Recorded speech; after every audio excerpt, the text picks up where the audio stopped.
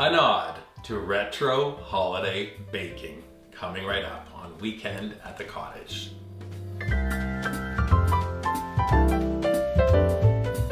Welcome to Weekend at the Cottage. I'm Nick Manojlovic. I get to share a really fabulous family treat. My Aunt Mary used to make these incredible strawberry macaroons every Christmas. I thought I'd share this recipe with you. 3 ingredients, not including the little bit of stuff we're gonna make for the icing. They are so charming, and yes, when you serve them, people are like, where did you get this recipe? Just say, I got it from Nick's Aunt Mary. Fantastic. We're gonna start with the 3 ingredients. We have 1 pound of unsweetened shredded coconut. You need 2 boxes of strawberry jello mix. And then the thing that gives these strawberries such a great color, a little bit of natural food coloring. We're taking just a tiny bit on the end of a knife. I'm gonna add it into the bowl, and you can see the tiniest bit will turn this mixture into a glorious red color. You need 1 can of sweetened condensed milk. Add those ingredients into the bowl, and we're gonna stir them together.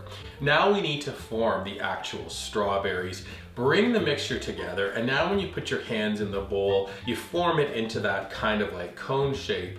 Place it onto a baking sheet, go back and you do more and more. And you continue until you have a whopping, wait for it, 72 strawberries on your baking sheet.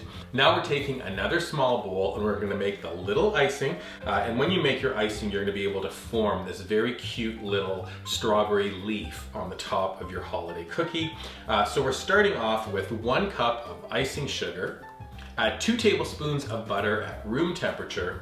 You need 1 tablespoon of 35% cream, half a teaspoon of pure vanilla extract, and just like the red food coloring, we're gonna need a little tiny bit of green food coloring.